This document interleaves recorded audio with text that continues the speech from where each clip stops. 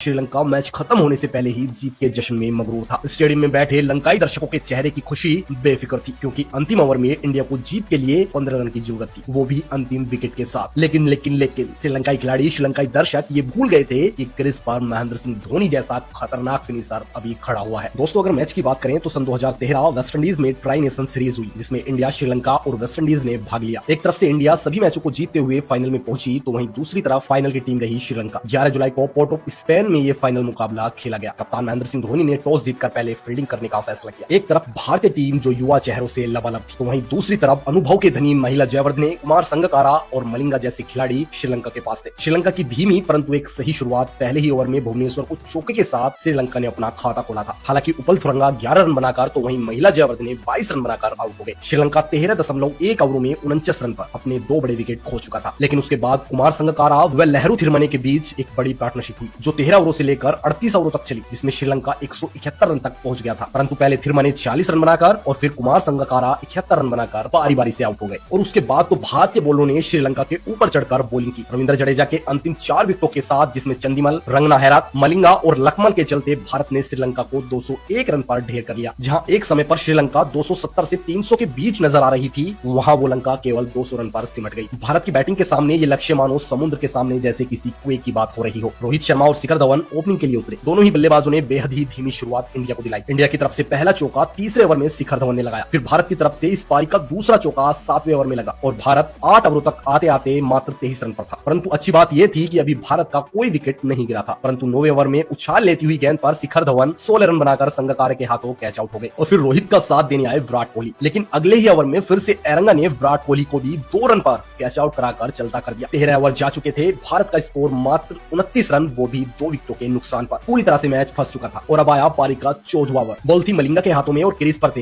Hitman Rohit Sharma. Bharat की तरफ से ये इस पारी का पहली बार था जब रोहित ने जंघा बनाकर पॉइंट के ऊपर से मलिंगा को एक पहला छक्का लगाया था और इस ओवर में मलिंगा को कुल 8 रन कूटे थे। इससे पहले रोहित शर्मा 33 गेंदों में मात्र 9 रन बनाकर खेल रहे थे दोस्तों। दूसरे छोर पर दिनेश कार्तिक, जिन्होंने 20वें ओवर में एक बार फिर से मलिंगा को आड़े हाथों लिया और 2 चौकों के साथ कुल 11 रन इस ओवर में भी कूट लिए। रोहित शर्मा और दिनेश कार्तिक के बीच 50 रन की पार्टनरशिप हो चुकी थी और अब दोनों ही बल्लेबाज लय में नजर आ रहे थे। लेकिन 23वें ओवर की लास्ट गेंद पर रंगना हैरत ने दिनेश कार्तिक को अपना शिकार बना लिया। हालांकि दिनेश कार्तिक ने 3 चौकों के साथ कुल 23 रन इस पारी में बनाए। कार्तिक के बाद सुरेश रैना ने दस्तक दी। 24वें ओवर में रोहित शर्मा ने मैथ्यूज को एक चौके के साथ कुल 8 रन कूट लिए और भारत 26वें ओवर तक 100 रन के आंकड़े को पार कर चुका था। 28वें ओवर में रोहित शर्मा के द्वारा मलिंगा को एक बार फिर से 2 चौकों के साथ कुल 11 रन कूट लिए गए। श्रीलंका का सबसे बड़ा बॉलर रोहित शर्मा के सामने चारों खाने चित था। मलिंगा जब बॉलिंग पर आए तब भारतीय बल्लेबाजों ने उनकी अच्छी खासी खबर ली और इसी का परिणाम था कि रोहित शर्मा ने 80 गेंदों में 4 चौके व 1 छक्के के साथ अपना 50वां पूरा कर लिया। हालांकि रोहित शर्मा व सुरेश रैना के बीच भी 50 रन की पार्टनरशिप हुई, परंतु 32वें ओवर में रंगना हैरत की नीची रहती बॉल पर रोहित शर्मा बीट होकर बोल्ड हो गए। रोहित शर्मा ने 58 रन इस पारी में बनाए थे और रोहित के पीछे पीछे लक्ष्मण ने सुरेश रैना को कैच आउट कराकर इस मैच को एक बार फिर से कांटे की टक्कर पर ला दिया। रोहित व रैना की वजह से जो मैच एक तरफा नजर आ रहा था, वो अब पूरी तरह से फंस चुका था, क्योंकि 38वें ओवर में रंगना हैरत ने पहले जडेजा को और फिर अगली गेंद पर रविचंद्रन अश्विन को 0 पर आउट करके मैच को पूरी तरह से पकड़ लिया। मानो मैच श्रीलंका के पक्ष में था। रंगना हैरत की गजब स्पिन के सामने कोई भी भारतीय बल्लेबाज टिक नहीं पा रहा था। हालांकि एक छोर से महेंद्र सिंह धोनी धीरे धीरे अपनी पारी को आगे बढ़ा रहे थे। 40वें ओवर में एक बार फिर से धोनी ने मलिंगा को आड़े हाथों लेते हुए 2 चौके जड़ दिए। मलिंगा जो कि भारतीय बल्लेबाजों के मुरीद बॉलिंग कर रहे थे, लेकिन दूसरे छोर पर भुवनेश्वर कुमार, जिन्होंने 15 गेंदों को डॉट खेलकर 42वें ओवर में स्लो यॉर्कर बॉल पर मलिंगा का शिकार हो गए। परंतु महेंद्र सिंह धोनी अपनी कला में निपुण मैच को 42वें ओवर से खींचते खींचते